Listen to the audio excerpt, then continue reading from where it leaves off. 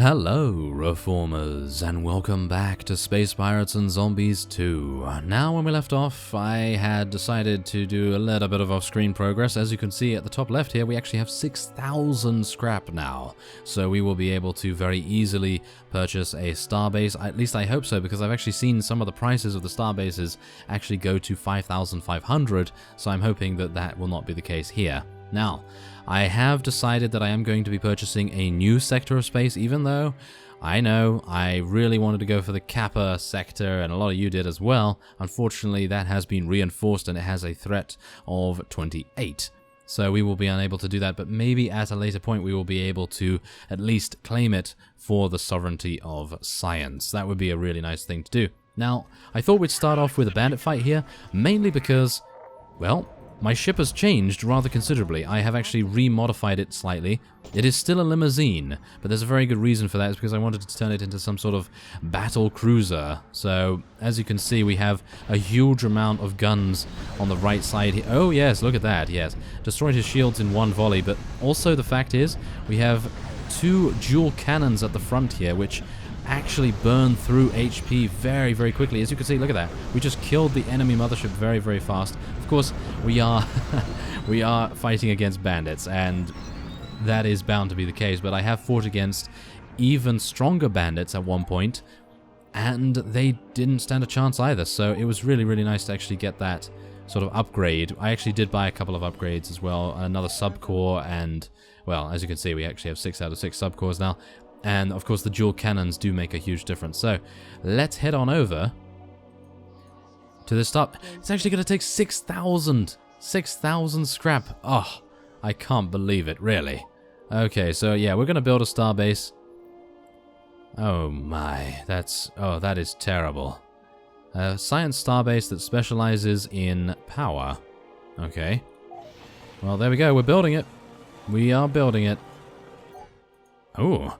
What a colossal waste of resources and time. I can see the hull breaches from here. You had a variety of base types to choose from. Why did you select this brown dwarf when every other option was clearly better than this one? You had but one job. Yeah, I tried my best. Give it a rest, Carl. We've built upon a mountain of garbage before. Trash or not, this base comes with Class 9 interweave access and a limitless data plan. With that kind of situational awareness, we should be able to keep tabs on any potential outbreaks. If only I could get past this flurry of pop-ups. Oh, well, that internet connection sounds like something I'd like.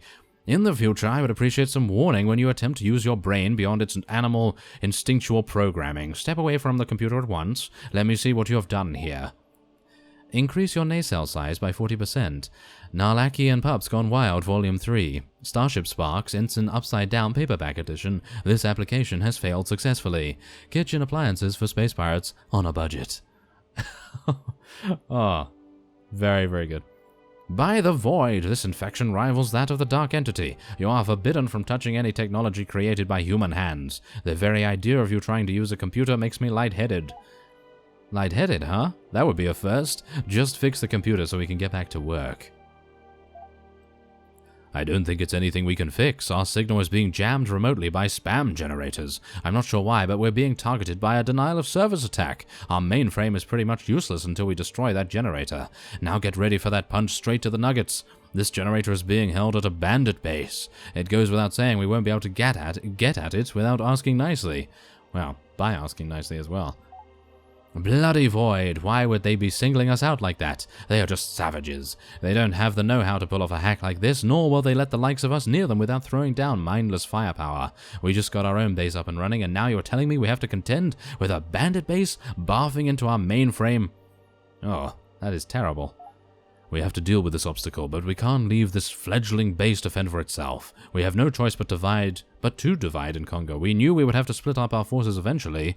The theater of war is expanding. You take the ship and crew and deal with this generator. I'll remain behind here and keep things in one piece. I've run a starbase before. I can handle things around here without you for a few days. I am a seasoned tactician, after all.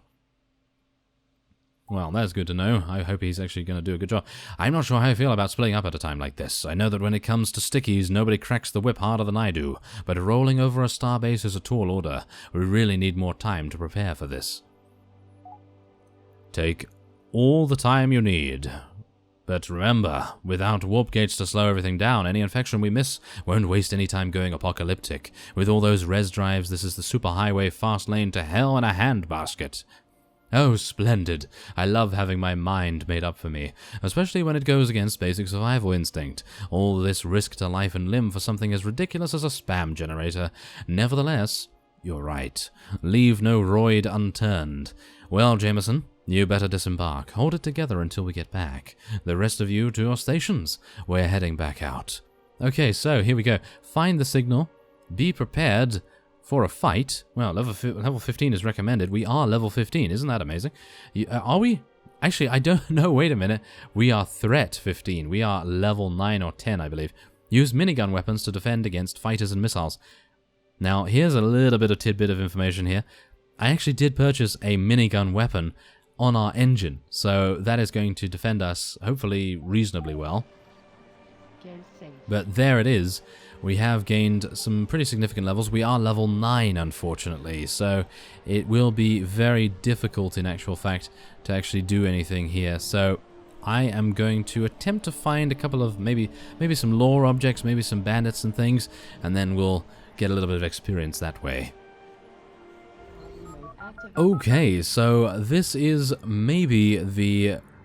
well, this is actually maybe the most dangerous fight we have ever entered into. But saying that, I don't know whether we are actually even going to lose this, because this is the amazing thing. The AI captain from our faction decided, hey, you know what, that guy seems to be in trouble. I'm going to go over there and help him. So instead of surrendering, I actually didn't surrender at all. I decided to fight this guy. This guy has... I think he is level 14, this green ship over there. He is level 14, and he is attempting to escape. As you can see, look at that. He's actually attempting to escape right now, because he was attempting to ambush us as I was scavenging the wreckage from a bandit party that I just killed.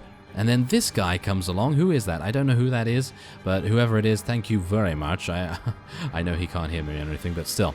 Yep, so there you go. He used one of those warp gates, and he... survived. That was Commander Zip, apparently. Commander Zip was the fellow to actually help us out there. So, yeah, we do gain a little bit of scrap, not much at all. But, yes, as you can see, I'm actually unsure. Yes, that guy. Jimmy's mom attempted to attack me right there. Jimmy's mom. Really? Yeah, so... yes, I was attempting to get that scavenge. Hopefully that transport is actually going to get the scavenge for me. I think that might actually happen. There's some more bandits there, but yes, as you can see, it's not going to happen, is it? It's not going to happen very easily at all. I'm going to have to maybe try to participate in some of the warlike offenses, because that's most likely going to give us more experience. So I'm going to try and find yet another fight like that. Unfortunately, most of the enemies are cowards. They usually attempt to retreat when they are opposed by some, well, some ships of equal strength. So yeah, I'm gonna try and see whether we can actually find something like that. That would be pretty cool in my opinion. Okay, so once again, after I was done fighting a bandit party, we had another, well, shall we say neutral? Yes, quote-unquote neutral captain attempt to attack us, but of course I did manage to escape, and this fellow, Robbie Klepto, actually did help us out, so I'm very, very happy with him, of course. So I'm going to be getting a little bit... oh, he actually has 100 relations with us, so I don't even really need to sell him some goons, but I will anyway, because he was quite a nice guy, and it was always good to actually see that we have some allies in the area, so why not? Let's do that. Is there anything else here that I would like to get, though? Nope, there is not. Thank you very much for that additional scrap. And there is actually a lore object here, so I thought I'd take a look at that. We are going to get a little bit of experience for it. Not really great, but I think I'm probably going to have to do quite a bit of leveling off screen before the next episode as well. So, Res baffled the scientific community with its transmutation of multi-phase properties. Some believed it to be a defensive response to mass harvesting. The truth, however, is far more sinister. Res exists solely to entice intelligent life forms capable of mastering its properties. Like a trail of breadcrumbs, the quality and quantity of Res improves toward the location of the dark entity. following the destruction of the entity. Res has been on a steady decline. The trade cost of Res has grown exponentially.